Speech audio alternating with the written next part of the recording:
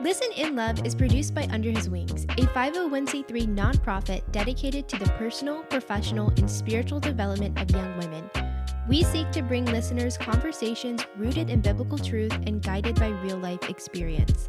To learn more about our mission, visit underhiswings.gulfcoast.org. Welcome to Listen in Love. Today, Arcelia and I are going to be talking about a little bit of rebranding that we've decided to do with Listen in Love. If you were listening to us before, you would be aware that our tagline was mental health made relatable. And our new tagline is what every young woman should know. And the reasoning for that is because we did a lot of talking about mental health and why that's such a big deal for the age group that we serve, which is young ladies ages 13 to 23. But we never really got to the root of it. We touched on it a little bit, but we never really got to the root of it. And we were never really able to break into actual practical tips to help young people overcome mental health struggles. And we've decided to do this rebranding because we directly serve ages 13 to 23 young ladies. And we've been able to identify some root struggles and also some practical tips that have been successful in helping young ladies overcome anxiety and depression and just be prepared for the world from a biblical perspective. So we just wanted to make you guys aware of that. We also want to make you guys aware that we have now started a Substack called the Under His Wings Substack. And I'm personally very excited about that. Arcelia and I are both writers, and Arcelia is an excellent writer. And we're able to bring our talents to a new form and a new form of awareness about what Under His Wings Gulf Coast does, but more importantly, an awareness to that age group that we serve that's relatable and tangible and actually helpful for them. It's not just something that you scroll online and you listen for 10 seconds and then keep scrolling. It's something that can resonate with you and actually gives you ways to overcome and be resilient. So it's called Under His Wings. You can find us on Substack. A link is below. You'll see a lot of coordination between our Substack and our podcast. That is intentional. We want these to flow in and out of each other and balance each other and give you new perspectives from each topic. Today, we're going to start off with a Substack that should be going out this Sunday. It should be coming out after this podcast. But we decided to talk about the root issue of mental health. And the root issue that we've discovered is lack of self-worth or low self-worth among a generation of American girls. We have this statistic from the CDC that says over the past decade, the percentage of U.S. teen girls reporting persistent sadness or hopelessness increased by nearly 60%, reaching historic highs before improving only slightly in the latest survey. And we have uncovered that the reason for that is low self-worth. And so for the purposes of Under His Wings, we have our own definition of self-worth. And this is our definition. Self-worth is the truth about who you are.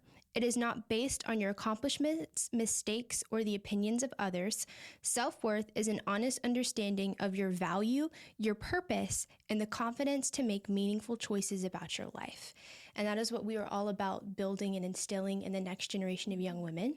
So on our Substack, Arcelia wrote this piece about stewarding your worth. And Arcelia, I wanted to ask you some questions about that. So can you kind of give us the overarching goal of that piece?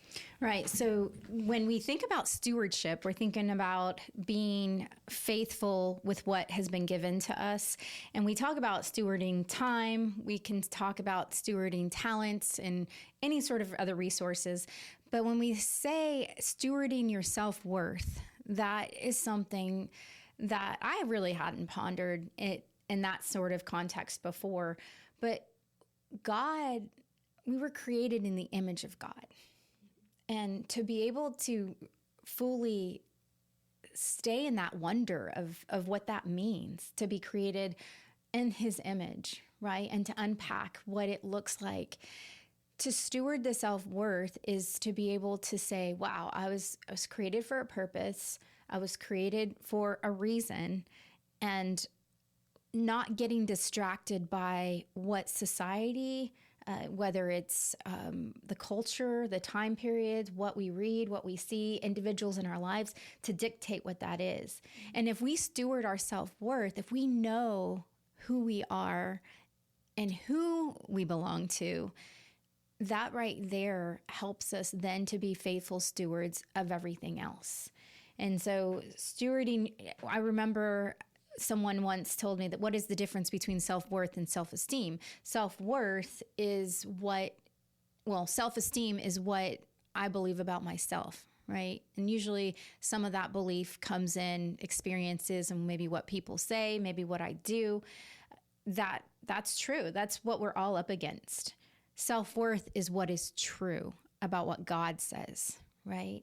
And Psalm 139 is a psalm that I would challenge all of us to even go for 30 days. Let's take the 30-day Psalm 139 challenge and read it every single day and think about what that means, how we're created in his image and how God is always there. Stewarding that gift, the gift of being created in its image, we're not like the animal kingdom. We're not like, we're different in that we've got the imprint of God on us. Just as Jesus said, render unto Caesar that which is Caesar, and unto God that which is God. So for us to be faithful stewards of self-worth is to live a life that honors God. And that right there comes through knowing him. Do you want to read Psalm 139 or the position that you're talking about? Yes. And while you're finding that, I'm going to read something. Oh, you found it? Yes. You had it. Okay. So go ahead. Do you want to read? I was just going to read something you wrote, which is that this is on our Substack. Self-worth is deeply connected to our identity. Yes. It influences how we see ourselves, how we relate to others, the boundaries we establish, and the choices that we make. And then you also say later on that our feelings about ourselves can change from day to day. Yes. And so that's why it's important to not ground yourself in self-esteem or how you feel about yourself, and ground yourself in something that you know is true. Right. And what better than to have the truth of God tell you who you are, which is So Psalm 139, and we talk about God in the way that it's written. It's like God's omnipresence. He's always there. And then God's omniscience, he knows everything about us. And then later on is God's omnipotence, like he's all powerful. Mm-hmm. So, oh God, oh Lord, you have searched me and known me. You know when I sit down and when I rise up. You understand my thought from afar. You scrutinize my path and my lying down and are intimately acquainted with all my ways. Ultimately, the self-worth piece comes from being known.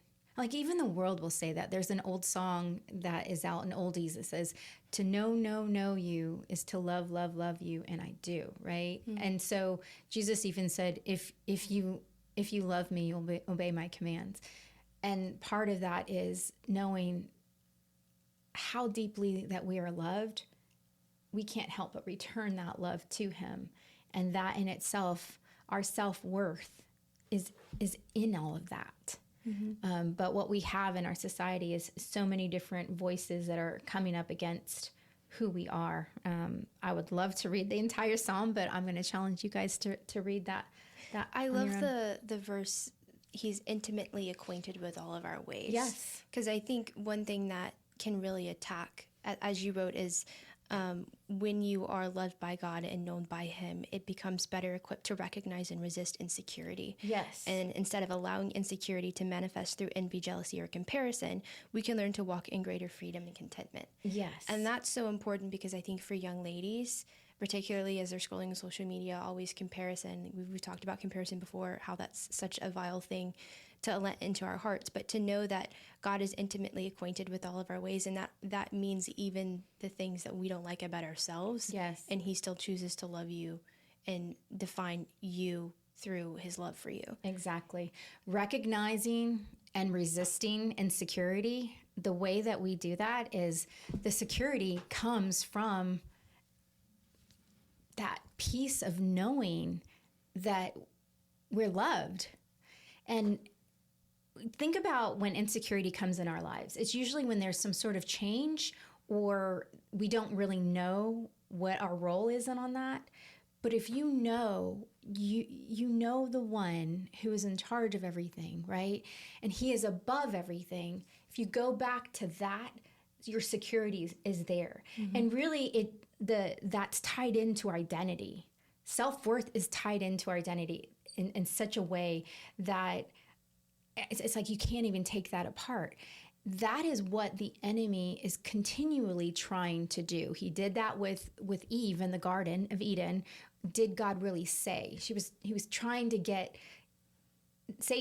to get Eve to doubt God's goodness, right? And the role of what God said she could do or not do.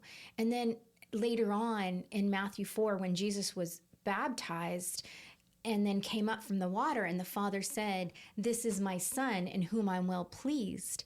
What happened was God the Father was affirming him and saying, "You are my Son. This is my Son in whom I'm well pleased." But then right after that, when the Spirit took him into the wilderness, the very first thing the enemy asks him is, "Are you really the Son of God?" Basically, if you are the Son of God, change these stones into bread. He was trying to get him to doubt his identity, right? And so when you get to a place of doubting your identity, what did Jesus show us that he did? It is written. It is written. So really trying to take those thoughts captive, and how it alleviates the insecurity and the jealousy and the envy that comes is realizing, wait a minute, the truth is this: everything that God has made is beautiful. And if I see a young lady and she is beautiful, that doesn't mean that I'm not beautiful. And if she's good at this talent, that doesn't mean that I have to be good at that talent. And I'm actually speaking to the old me. I wrote something a long time ago. I called it "Free to Enjoy the Butterflies."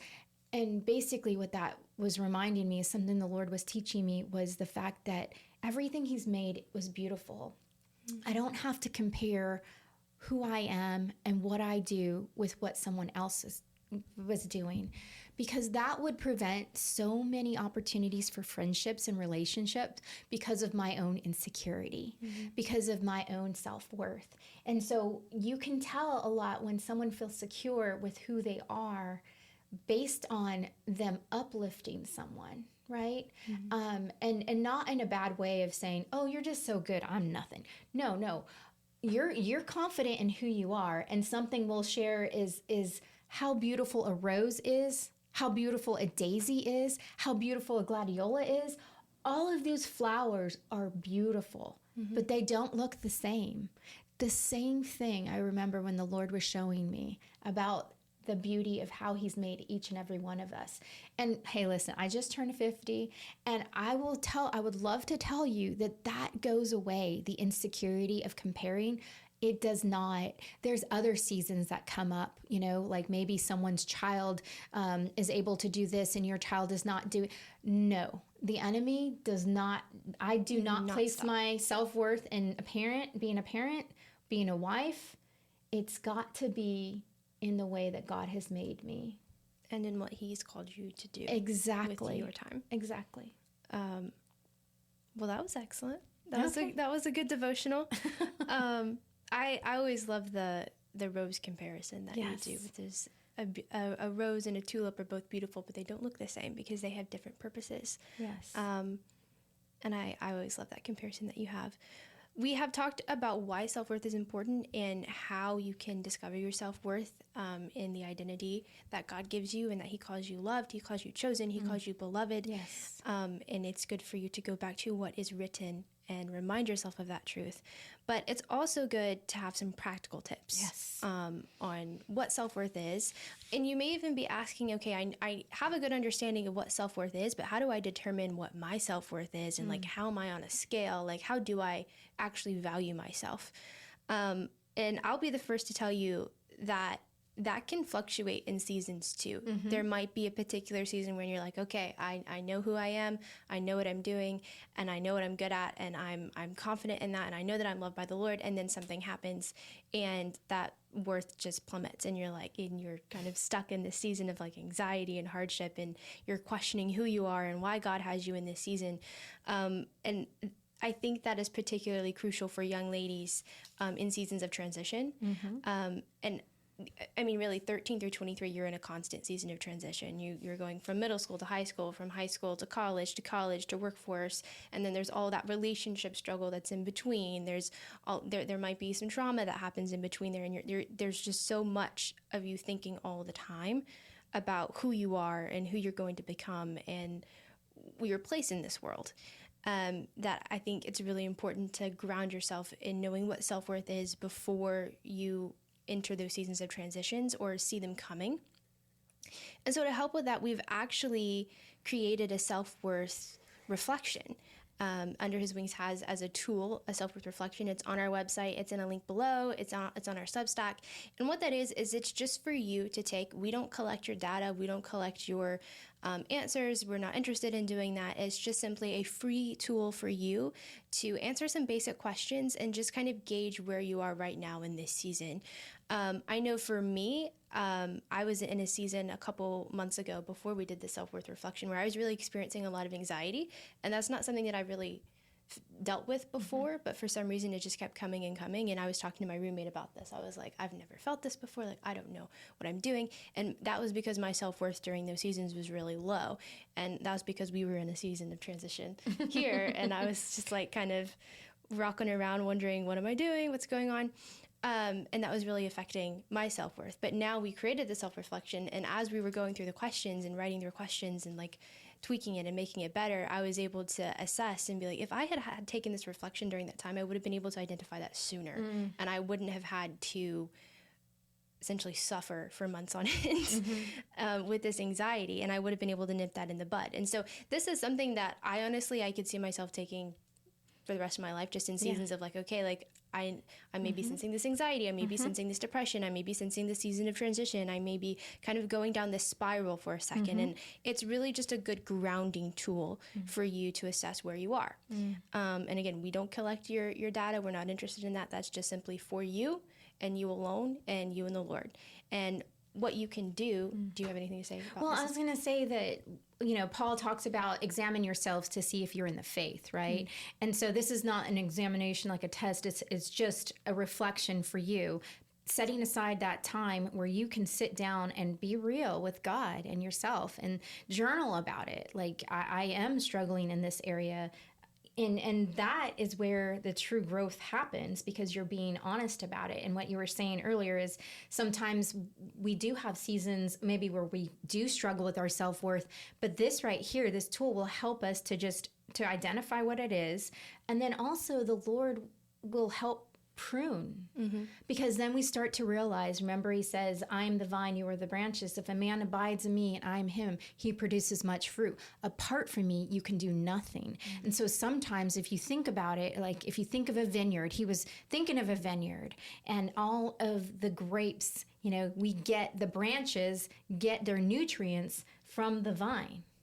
And so sometimes what happens is that vine will start to create its own roots. And if it creates its own roots, what ends up happening is these tiny little champagne grapes, right? Because they're not drawing from what the true essence of the vine, remember? So the vine dresser comes and he clips and he prunes out. So those times and seasons where we might feel that anxiety, remember, that it might come up.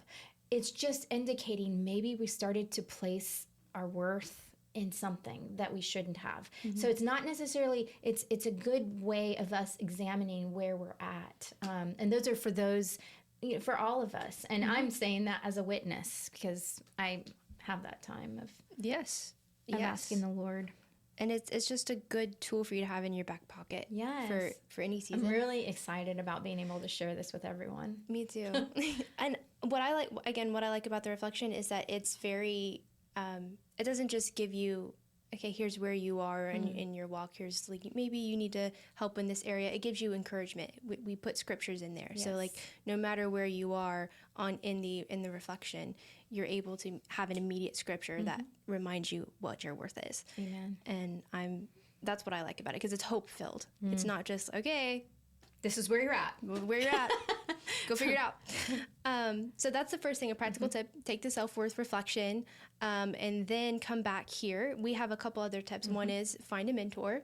Why is it important to have a mentor? We've done a whole podcast on this one. Yes. But why there's so many reasons why it's good to have a mentor. It's nice to have someone who's further along on the timeline than you, to be able to definitively give you feedback as far as what what I can do, someone that you can trust, someone that can walk alongside you and encourage you and to share truth with you. Sometimes, we all need that. I have tons of mentors in my life, and we need that. So find a mentor. Yeah. And we've trained some mentors. We've trained some mentors? Yes. Very excited about that. We got some good group of mentors. What I like, I hop in on the mentor trainings. Mm-hmm. And what I like about it is it's a group of older women who are so invested in this next generation, and they want to be a part of your life and support you and encourage you because they do have so much to share. And one role that I have in it is I get to come along and I get to do like the slang test kind of that we've done in the past. Yes. And we will have these women in their 60s. Yes. With a notepad and a piece of paper and a pen, and they're writing down words like unk and chopped and with the definitions because they really want to connect with you. They really want to understand this next generation of young women. I love that. I find that so endearing. But our third tip is to develop a routine and stick with it. And one of the reasons why this is important is because when things get unpredictable or you kind of wake up and you're like there's brain fog or whatever, that routine grounds you and it keeps you on the right track. It keeps you where you need to be going. Your body, creating a consistent habit, your body will just naturally want to flow into that. So even if you hit a bump in your life, you're like, oh, I wasn't expecting this, or this is unpredictable, or something happened, like my boyfriend broke up with me, somebody said something that was unsettling and it's really affecting my self-worth. My mom made a comment about my body, something like that. You're able to just kind of keep moving forward. That doesn't mean you toss it aside, but you're able to keep moving forward because you don't ever just want to be stagnant and stay where you're at. You always want to be moving and growing. Yes. That's a key to resiliency. A fourth one is to find the right kind of community. So that would be church. Why is that important? It is so important. It says in Hebrews, do not forsake the assembling as some have the habit of doing, but consider, how to stir one another on to love and good deeds. And that stirring sometimes can feel like stinging because we sometimes may be off the path in some areas, but that encouragement is so important. Community is so important. With one of our new programs with young adults, I'm talking to other organizations that have been doing this, and they talk about the piece of community, that they're really trying to develop that. We're made for community. And so being in a church community is important because then you'll get truth. It won't be perfect. Listen, no church is perfect, okay? And do not let God's imperfect people keep you from being in his perfect world. In his perfect word. His perfect world will come when the new heavens and the new earth arrive. But don't let that keep you. So community is so important. Yes. And I will say one other thing about that real quickly to the young adults is I would say when you're moving to a different area, find a church, and then I'll even say find a chamber, find a chamber of commerce, because that is also helps you to identify the community and the area too. So yes.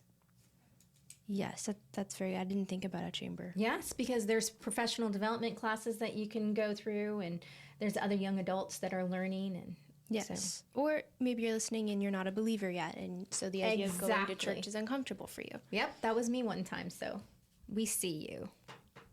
There's also things like in this area, there's like pickleball clubs and stuff, but I don't know why I'm adverse to that idea. I don't like Toastmasters.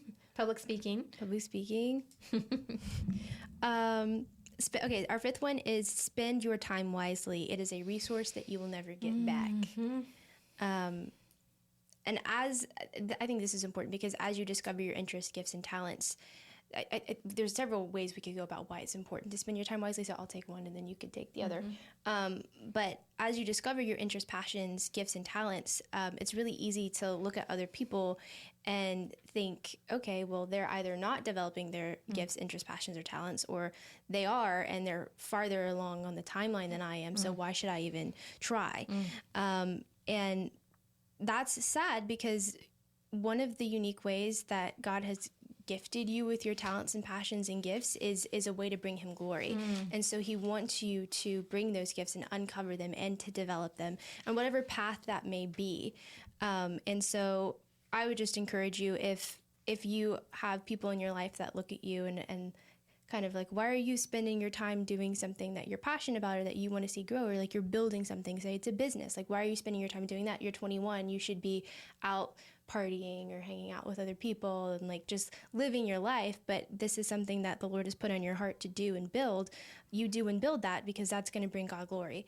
And there should be no shame in trying to pursue that. And there also shouldn't be any shame in getting around people who are doing the same thing that you are doing, and then they're better at it than you, because you'll get there one day. It's actually better to be around people that are better than you. I actually, I love our office. I love the people that I'm surrounding myself with. And I was reflecting on that the other day. Just the high level of caliber of people that we have is so great. And I love that, because I've heard it said before, you shouldn't be the smartest person in the room, right?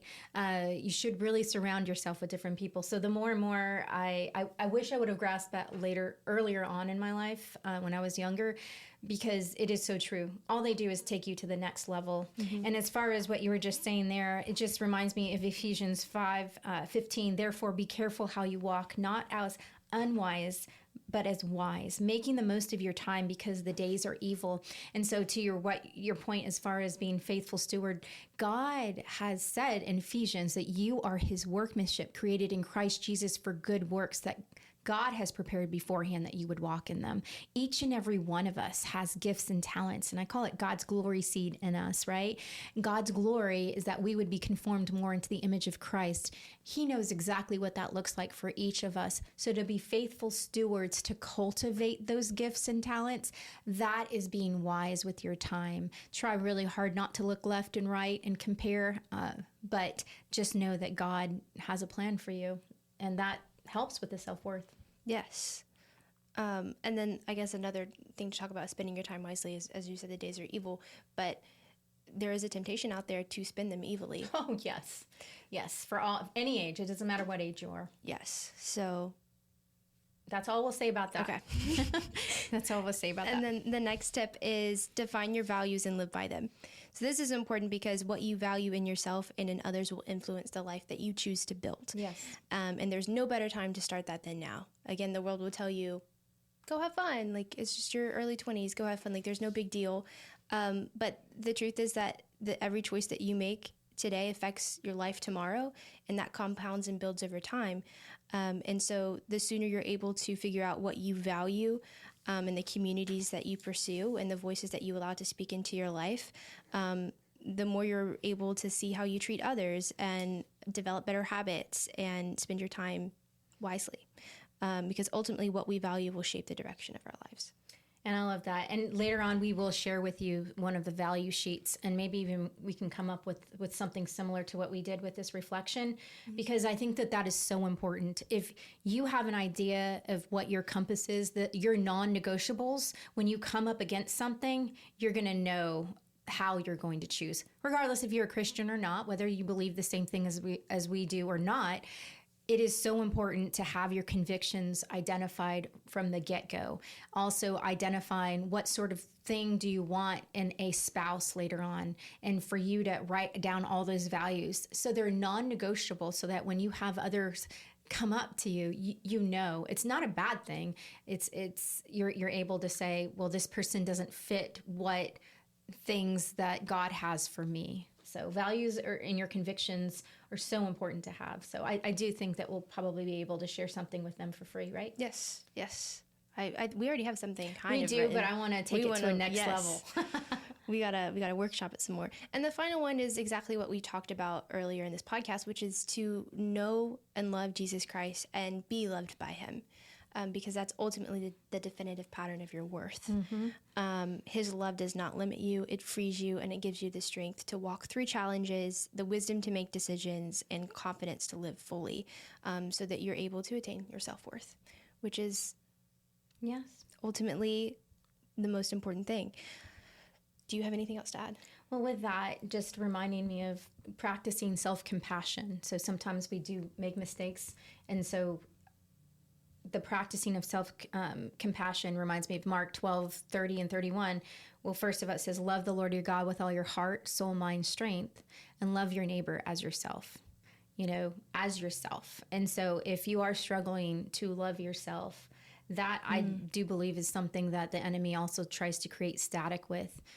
Whatever that is, reach out to someone that you trust, and to talk about that, because you are lovely, whoever you are. And I don't even have to know the specifics of your background, but I will tell you that there is an enemy that tries to accuse the brethren day in, day out. So you are lovely, and practice self-compassion of loving yourself, and knowing that we love because he first loved us. Yes. I'm so glad you added that part about self-compassion, because that's the last part of allowing yourself to be loved by Christ. Yes. Because sometimes you're harder on yourself than God is. That's so true. So one new thing that we're adding at the end of the podcast is we're actually taking questions now. And so we've opened up my email, Kimberly at underswingsgulfcoast.org. So if you have a question, maybe something you're struggling with, it doesn't matter what age you are. We serve ages 13 to 23, but it doesn't matter what age you are. I'm 50. I'm 23, so I'm about to age out of it. If you're a parent and you're seeing your daughter struggle, or maybe your son struggle, or whatever it is, we open our inbox to you, and we'll read it on air and we'll answer it.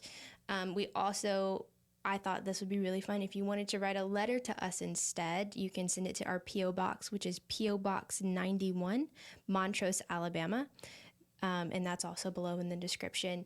Just because, why not? It's just fun. I love getting mail. I love it too. It's so fun. And we get to open it. It's like a little gift. We're going to write you back. Yeah. Oh, yeah, we'll write you back. So we'll respond on air, and we'll also write you back. I like that idea. But we do have our first question. This is from Hannah. She says, "Hey, I'm a senior in high school, and I'm interested in working in ministry. I love what you're doing and have been watching Under His Wings for a while. I've been tossing the idea of Bible college around, and that seems like a big commitment. Should I just get involved in a local ministry or a church instead?" That's a really good question. It's really hard when we're trying to discover those things without knowing her background in terms of financial capacity. That is something that, number one, I would say pray, right? It's obvious that God's doing a stirring in her heart if she's interested in ministry, which is true, because if you are a Christian, he's already given us a ministry, the ministry reconciliation. What that looks like specifically for each one, we're not sure, and that's what she's trying to discover. So I would say, yes, go ahead and connect yourself with either a church, a nonprofit that's already doing the work, and gather yourself with mentors, and continue to take that step of researching Bible college. What does it cost? We like to do something called the Annie chart, right? Where we write down affirmatives, all the reasons why I should do something, all the reasons why I should not do something. And then the I we put as an I for inspiration. Write down any quotes or scriptures or anything that God confirms any of those columns. So again, that will also be able to help you count the cost, as Jesus tells us to do before we make a decision, and really bathe it in prayer, because ultimately the Holy Spirit is the one who convicts us of sin, righteousness, and judgment, and he will guide you. It is good to have the voices of your mentors, your parents, and the counselors in there, but ultimately that conviction has to come, through the Holy Spirit. And when it gets hard, and it will, no matter what it is, you'll go back to that and know, I've made this choice and I've made this decision. So we'll pray for you, Hannah, as you discover what God has for you. Just enjoy the journey. Don't stress out and think you have to have it figured out. Please don't. This is, again, me rewinding myself to talk to younger me, is just please enjoy the journey. Yes, and I would echo everything Arcelia said. She could give you much better advice than I could. But when I look back at senior year to college, it was enjoy the journey more. Don't put so much stress on yourself. And also, a lot of people might be pressuring you right now to go to college or go to Bible college right now. But the truth is, you can always gather your resources and go in a couple years if the Lord is still putting that on your heart. But I really like what Arcelia said, which is to get involved in local ministries and churches and see what they're doing first, and gather yourself with mentors. Yes. Because those connections are ultimately gonna tell you, the Lord will use those people in your life to guide. But yes, just de-stress yourself and enjoy the journey, because there's so much pressure when you're young. But I think that's all we have for this podcast. So thank you guys for listening in love with us this week. Thank you for listening in love with us. Join our mission as we provide and equip young women to build resilience through biblical principles at underhiswingsgulfcoast.org.